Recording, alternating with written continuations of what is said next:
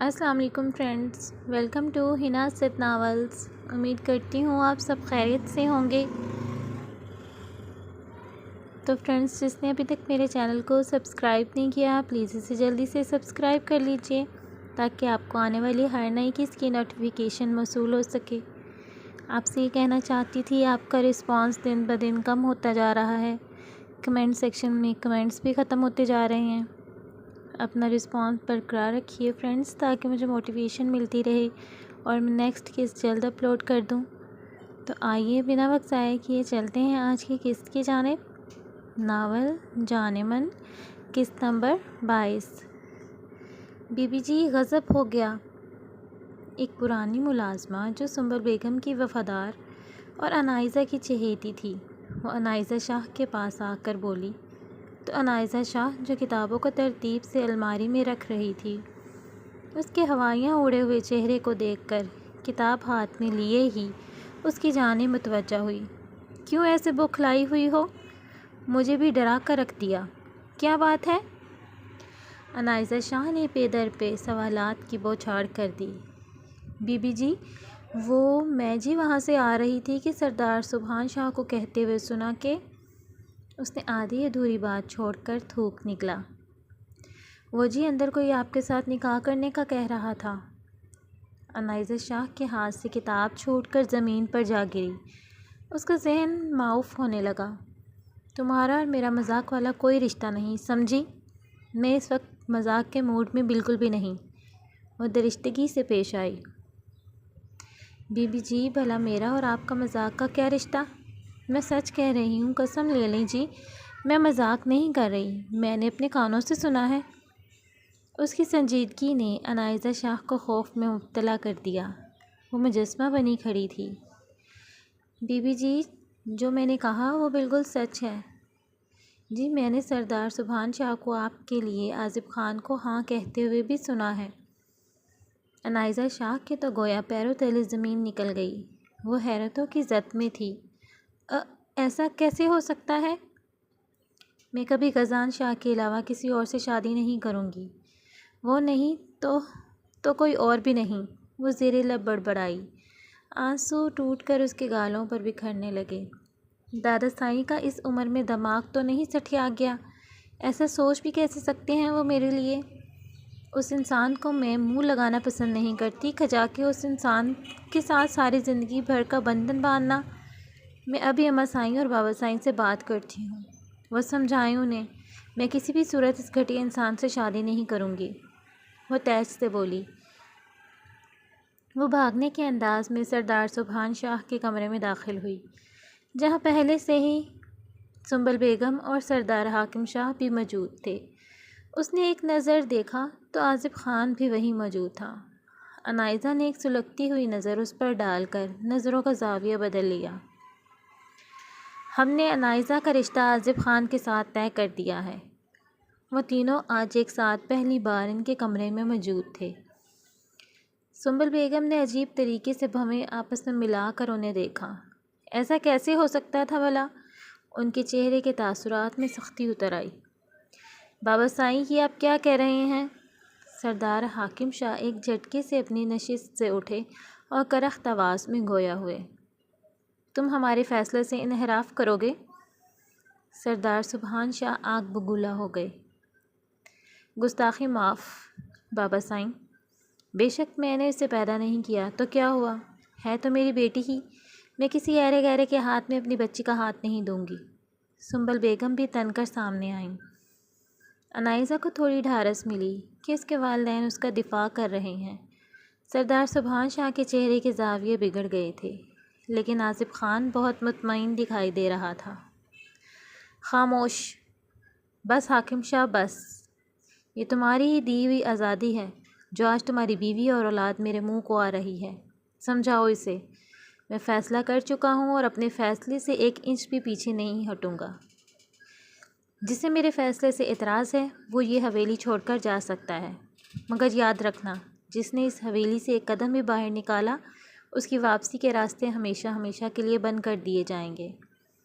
انہوں نے گرجدار آواز میں اپنا حتمی فیصلہ سنا دیا۔ لیکن مجھے آپ کا فیصلہ قطعی منظور نہیں۔ عنائزہ شاہ نے بالآخر اپنے حق کے لیے آواز اٹھائی تھی۔ سردار سبحان شاہ نے شعلہ بار نگاہوں سے اپنی پوتی کو دیکھا جو ان کے بالکل سامنے آ کر کھڑی ہو گئی تھی۔ جب شعلہ اور چنگاری آمنے سامنے ہوں گے تو آگ تو بھڑکے گی ہی نا۔ آصف خان اس جنگ و جدل سے دل ہی دل میں محظوظ ہو رہا تھا۔ میں آپ کے فیصلے کو نہیں مانتی، میں صرف غزان شاہ سے چٹاخ۔ اس سے پہلے کہ وہ اپنی بات مکمل کرتی، سنبل بیگم نے آگے بڑھ کر اس کے منہ پر زناٹے دار تھپڑ رسید کر دیا، جس کی گونج پورے کمرے میں گونجی۔ ان کی انگلی میں موجود چاندی کی نوکدار ڈیزائن والی انگوٹھی نے عنائزہ کا چہرہ چیر کر رکھ دیا تھا، جس میں سے خون کی ہلکی سی لکیر نکلی تھی۔ اماں، وہ اپنے سنسناتے ہوئے گال پر ہاتھ رکھے وہیں کی وہیں کھڑی رہ گئی۔ تھپڑ کی گونج سے سب اپنی اپنی جگہ ساکت رہ گئے۔ شرم نہیں آئی اپنے منہ سے غزان کا نام لیتے ہوئے؟ بھائی ہے وہ تیرا، تو نے میری تربیت کو مٹی میں ملا دیا۔ سنبل بیگم آج سردار سبحان شاہ کے سامنے اپنی تربیت کے ہاتھوں شرمندہ دکھائی دے رہی تھیں۔ کل سے شادی کی تیاریاں شروع کر دو، اب میں مزید آرام کرنا چاہتا ہوں، جاؤ سب یہاں سے۔ سردار سبحان شاہ نے گویا بات ہی ختم کر ڈالی۔ عنائزہ بابا کی جان، سردار حاکم شاہ نے آگے بڑھ کر اسے اپنے حصار میں لیتے شفقت بھرے انداز میں کہا۔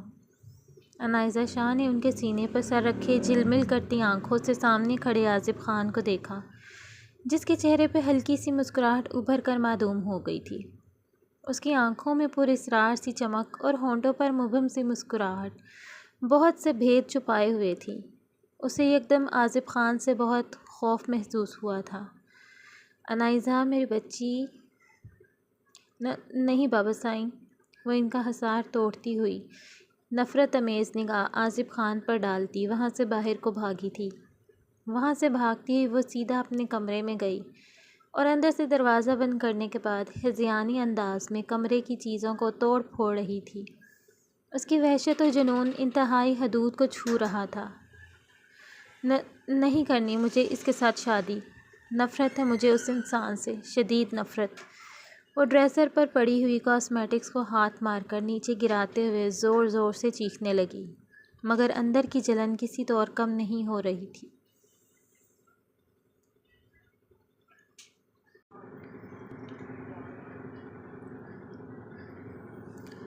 آپ نے آج صبح مجھے اٹھایا نہیں؟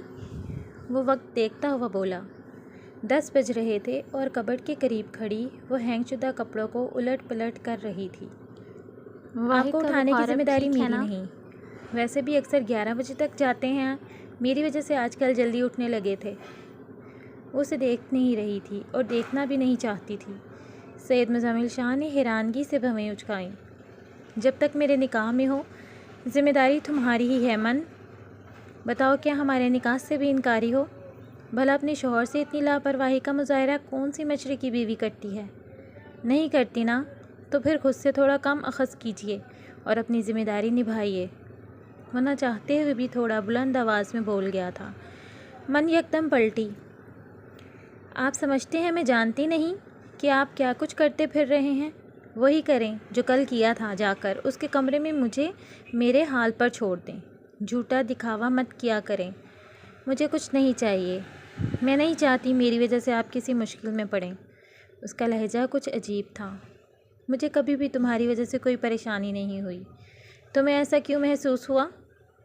وہ ماتھے پر بل ڈال کر بولا۔ کیونکہ ایسا ہی ہے سید مزمل شاہ۔ اس کے ماتھے پر بھی بل نمودار ہوئے۔ لگتا ہے میری جان من آج صبح صبح مجھ سے لڑنا چاہتی ہیں۔ اسے یکدم غصہ آیا تو دل کی بات زبان پر لانے سے خود کو روک نہ پایا۔ میں لڑنا چاہتی ہوں؟ یا آپ نے صبح صبح آ کر میرے سامنے بات شروع کی؟ اس کی آواز بلند نہیں تھی مگر لہجہ سخت تھا۔ کیا ہوتا جا رہا ہے من تمہیں؟ وہ حیران تھا۔ یہی میں کل رات آپ سے پوچھنے والی تھی۔ وہ اس قسم روش کے کمرے میں جانا بھولی نہیں تھی۔ تم کو کب سے میرے معاملات میں اتنی دلچسپی ہونے لگی، جبکہ تم خود یہی چاہتی تھی؟ اگر یہ کوئی اور وقت ہوتا تو وہ ضرور اس کی بات پر مسکراتا۔ مجھے کسی چیز میں دلچسپی نہیں مزمل شاہ۔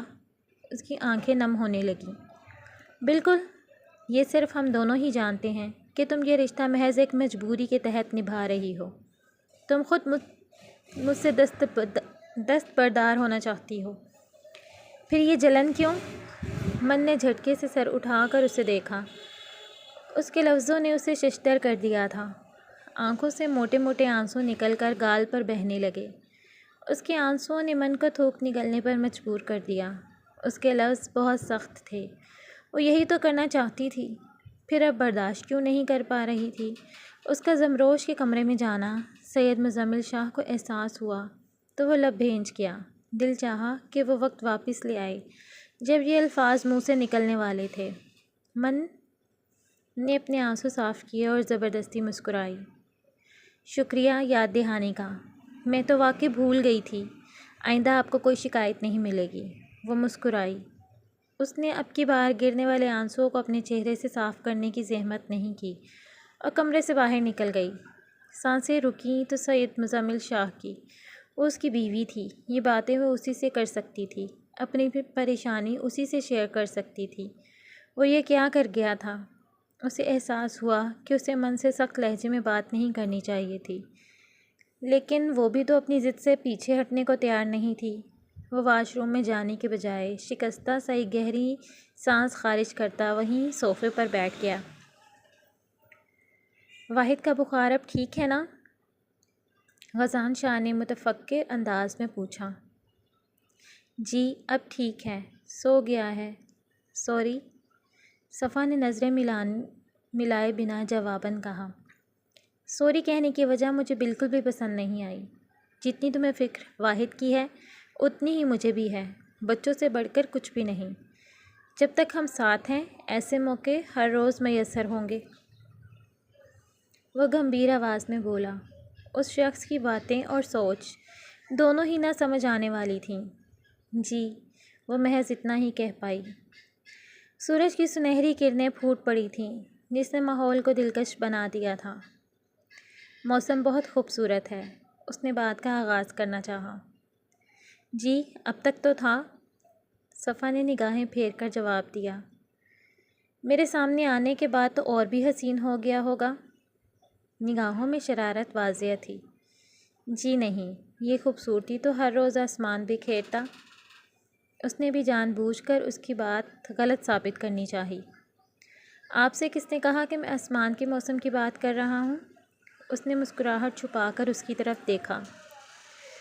صفا حیرت سے بھویں اچکائیں جیسے پوچھ رہی ہو پھر؟ میں تو دل کے موسم کا حال بتا رہا تھا۔ اور کس کے دل کا موسم؟ آپ کے؟ وہ اٹھلا کر بولی۔ آپ کے سامنے آ جانے سے میرے دل کا موسم کیوں حسین ہونے لگا بھلا؟ وہ اس سے تھوڑا دور ہٹ کر کھڑی ہوئی۔ مگر میرے دل کا تو ہو گیا اپنی جانا کے ساتھ اتنے حسین صبح دیکھ کر۔ اب وہ بھی اطمینان سے اپنا ہاتھ سینے پر جما کر بولا۔ بے شرمی کی جتنی مرضی باتیں کروا لو۔ وہ لا حول ولا قوت کرتے ہوئے بولی اور اس کی تمام باتیں سمجھ رہی تھی۔ یار اس میں بے شرمی کی باتیں کہاں سے آ گئیں؟ سوری، شاید ہو سکتا ہے میں جو سمجھ رہی ہوں ویسا ہو ہی نہ۔ وہ خجل سی ہوئی اور نظریں جھکا گئی۔ ہو سکتا ہے وہی ہو جو تم نے سمجھا؟ وہ شرارت امیز انداز میں آنکھ ونک کیے شرارت سے بولا تو نہ چاہتے ہوئے بھی صفا ہنس پڑی۔ اس میں ہنسنے والی کیا بات ہے؟ میں نے کوئی مذاق نہیں کیا، میں سنجیدہ ہوں۔ وہ بھاری آواز میں بولا۔ تو میں نے کب کچھ کہا یا ہنسنے سے منع کیا؟ تو میں نے کب کہا کچھ کیا ہنسنا منع ہے؟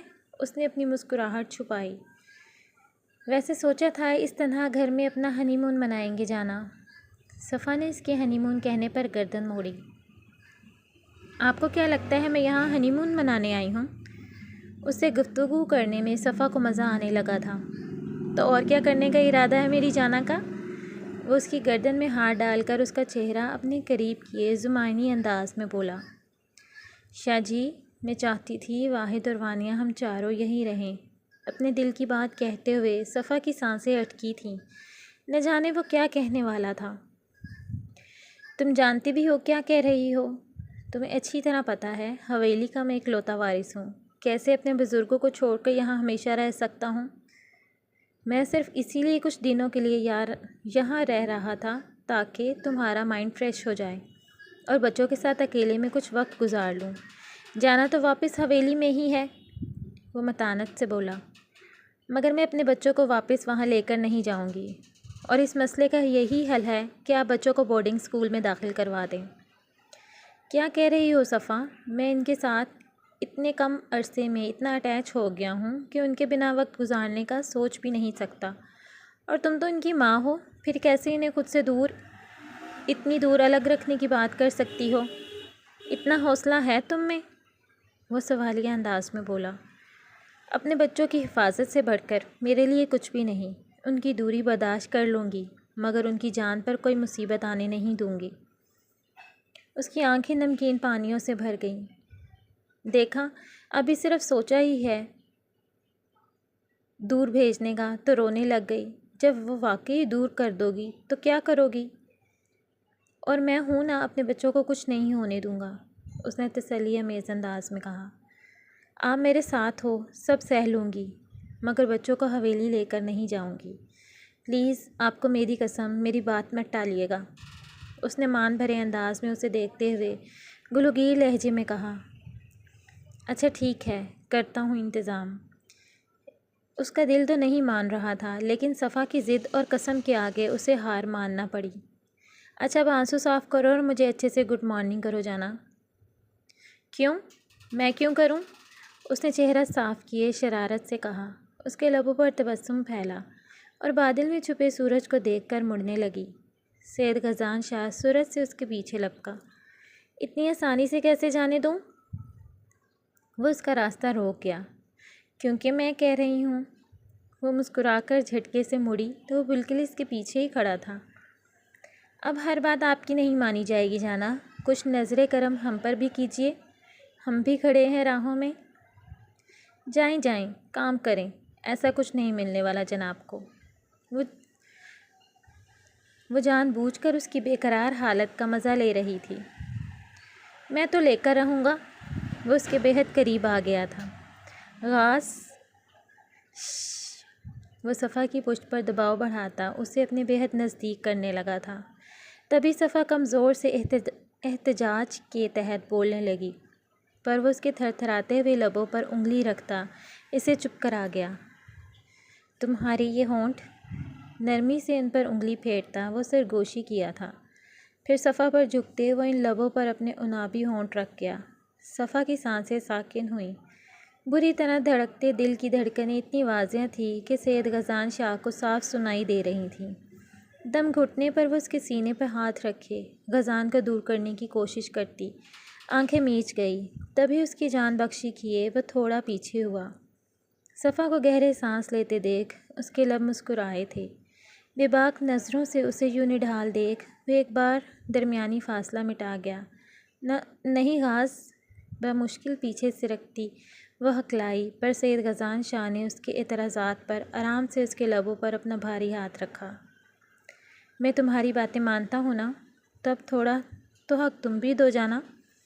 اس کے دلکش چہرے کے اطراف میں بکھرے بال ہٹاتے ہوئے صفا کے کان کے بالکل نزدیک اپنا چہرہ کیے وہ گمبھیر لہجے میں بولا، ساتھ ہی اس کے کان کی لو کو دانتوں تلے ہلکے سے دبایا جس پر صفا سسکی تھی۔ صفا کی پشت نرمی سے سہلائے وہ ہاتھ اوپر لاتا اس کے دونوں کندھوں پر سے شرٹ ہٹاتے ہوئے خود کو سیراب کرنے لگا۔ تبھی اس کے بے باک انداز سے ڈرتی گھبراتی صفا آنکھیں میچ گئی۔ موبائل پر ہونے والی بیل نے سید غزان شاہ پہ چھایا سرور پل بھر میں پانی میں ملا دیا۔ وہ سخت بدمزہ ہو کر پیچھے ہوا اور موبائل پر آتی سنبل بیگم کی کال دیکھ کر اس کے چہرے کے تاثرات بدل گئے۔ وہ کال ریسیو کرنے کے لیے باہر نکل گیا۔ سید مزمل شاہ کو ڈیرے سے واپس آئے کافی وقت بیت گیا تھا۔ اس نے وقت دیکھا تو ٹھٹک اٹھا۔ 4 بج رہے تھے اور وہ یوں ہی کب سے لاؤنج میں بیٹھا ٹی وی دیکھ رہا تھا۔ یکدم من سے ہوا جھگڑا یاد آیا تو اٹھ کھڑا ہوا۔ اسے امن کی فکر ہونے لگی تھی۔ صبح جھگڑے کے بعد سے وہ اب تک اسے نظر نہیں آئی تھی۔ ایک عجیب سا خدشہ دل میں جنم لینے لگا۔ وہ گاؤں میں تھا تو یہاں کے مطابق شلوار قمیض میں ملبوس تھا۔ شانوں سے شال اتار کر وہیں صوفے پر رکھتے ہوئے وہ لب بھینچتا تیزی سے سیڑھیاں اوپر چڑھنے لگا۔ اس کے کمرے کا دروازہ بند تھا۔ اس نے دروازہ زور سے کھٹکھٹایا۔ ایسا بھی کیا تھا جو وہ اتنے گھنٹے سے دروازہ بند کیے اندر بیٹھی تھی؟ من، دروازہ کھولو۔ جب اس کے کھٹکھٹانے پر اندر سے جواب نہیں آیا تو اس نے من کو آواز دی۔ من، کیا مسئلہ ہے؟ دروازہ کیوں نہیں کھول رہی؟ دروازہ کھولو جلدی۔ اندر ہلچل بھی نہ ہوئی تو وہ ڈر گیا۔ اس نے دروازہ زور سے کھٹکھٹایا۔ من، اب مجھے ڈر لگ رہا ہے یار، دروازہ کھولو۔ من، تم کیا کر رہی ہو اندر؟ وہ اب چیخ رہا تھا اور ساتھ ہی دروازہ پیٹ رہا تھا۔ اس کا دل پھٹنے کا قریب ہوا۔ اب کی بار دروازہ کھولا نہیں تو توڑ دوں گا۔ اس نے دروازے کو پاؤں سے ایک جاندار ٹھوکر رسید کرتے ہوئے سر کے بالوں کو ہاتھوں کی مٹھیوں میں جکڑ کر غرایا تھا۔ میں نے اسے وہ سب کیوں کہا؟ یہ سب میری وجہ سے ہوا۔ من، وہ چیخ کر دروازے کی جانب بڑھا تو اس وقت دروازہ کسی نے کھولا۔ وہ بلا شبہ من ہی ہو سکتی تھی۔ سید مزمل شاہ نے دانت پیس کر دروازے کو دھکا دے کر اسے پورا کھولا۔ من سہم کر پیچھے ہوئی۔ کیا کر رہی تھی اتنی دیر سے اندر؟ وہ یکدم چیخا، سانسیں پھول رہی تھیں اور چہرہ غصے کی حدت سے دہک رہا تھا۔ من کے چہرے سے صاف ظاہر ہو رہا تھا کہ وہ زیادہ وقت روتی رہی ہے۔ الفاظ گویا حلق میں ہی پھنس گئے تھے۔ بتانے کی زحمت کرو گی؟ کچھ خیال ہے تمہیں دوسروں کے احساس کا؟ جان بوجھ کر ہمیشہ یوں ہی کرتی ہو۔ کیوں؟ تم میری کمزوری ہو؟ کیونکہ تم میری کمزوری ہو اور یہ بات اچھے سے جانتی ہو۔ ایسے حالات میں میری سانسیں سینے میں اٹک جاتی ہیں کہ تمہیں کچھ ہو نہ جائے، جان بوجھ کر مجھے اذیت دیتی ہو۔ وہ بول نہیں رہا تھا، وہ چیخ کر دھیرے دھیرے اس کے قریب آ رہا تھا۔ من کی آنکھوں کی پتلیاں حیرت سے پھیلی اور خوف سے پھٹنے لگیں۔ سید مزمل شاہ کا یہ رویہ اس کے لیے انوکھا تھا۔ میں کچھ پوچھ رہا ہوں من، میری پہلی آواز پر دروازہ کیوں نہیں کھولا؟ اس کا جواب نہ پا کر وہ پھر سے چیخا۔ من کی ہمت جواب دے گئی۔ کیوں کھولتی پہلی آواز پہ میں دروازہ؟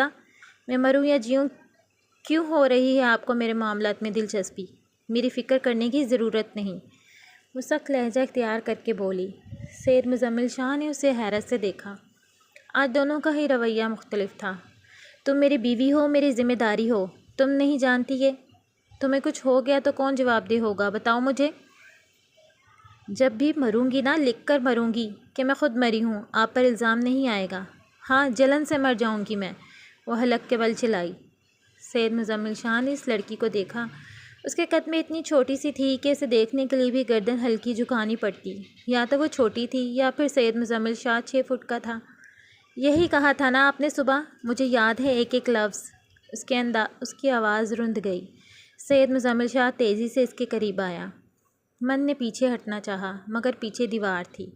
اس نے من کا بازو پکڑنا چاہا مگر وہ ایسا کر نہیں پایا، اس لیے پیچھے ہو گیا۔ میرے صبر کا امتحان لے رہی ہو تم من؟ وہ پوری قوت سے چیخ اٹھا۔ من نے اپنا چہرہ ہاتھوں میں چھپا لیا اور سسکنے لگی۔ اسے روتے دیکھ کر وہ ٹھٹک گیا۔ پل بھر میں سارا غصہ ہوا کے نظر ہو گیا۔ یہ آنسو اس کی جان لے رہے تھے۔ اسے اپنے رویے پر افسوس ہونے لگا۔ شاید وہ اسے تنگ آ گئی تھی، یا شاید وہ زمروش کی وجہ سے اب بھی غصہ تھی۔ تمہیں شاید میری موجودگی، میرا قریب آنا، میرا کوئی سوال کرنا اچھا نہیں لگتا۔ اس نے نگاہیں زمین پر ٹکائیں۔ من نے اس کی غلط فہمی پر جھٹکے سے سر اٹھایا۔ ایسا نہیں تھا جیسے وہ سمجھ رہا تھا۔ جا رہا ہوں میں نہیں چاہتا میری وجہ سے تمہارا چین و سکون برباد ہو۔ اس نے جیپ کی چابیاں اٹھائیں اور باہر نکل گیا۔ من اسے خود سے دور جاتا دیکھ کر تیزی سے اٹھی۔ سید مزمل شاہ اس کی وجہ سے گھر سے جا رہا تھا۔ ایک چھوٹی سی بات اتنی زیادہ بڑھ گئی تھی۔ اس نے تیزی کے ساتھ پردے کھڑکی سے ہٹائے اور باہر دیکھنے لگی۔ وہ جیپ کا دروازہ کھول کر اندر بیٹھ رہا تھا۔ من کا دل زور زور سے دھڑکنے لگا۔ وہ اس وقت خود بھی روحانسی ہو چکی تھی۔ اسے ایسا محسوس ہو رہا تھا جیسے کسی نے اس کا دل آری سے چیر دیا ہو۔ دل نے صدا دی کہ اسے روکا جائے مگر انا حاوی ہونے لگی۔ اس نے تھوک نگل کر چہرہ کھڑکی سے باہر کیا۔ وہ جیپ سٹارٹ کر رہا تھا۔ اس کا دل آج بہت دکھی ہو چکا تھا اور آج ہی اسے محسوس ہوا تھا کہ مجبوری میں کی گئی شادی زندگی بھر مجبوری ہی رہتی ہے۔ یہ خام خیالی کہ ایک دن سب ٹھیک ہو جائے گا محض خیال ہی ہوتا ہے۔ مجبوری مجبوری ہی رہتی ہے۔ وہ مکمل ٹوٹ چکا تھا اور یہاں سے بہت دور جانا چاہتا تھا۔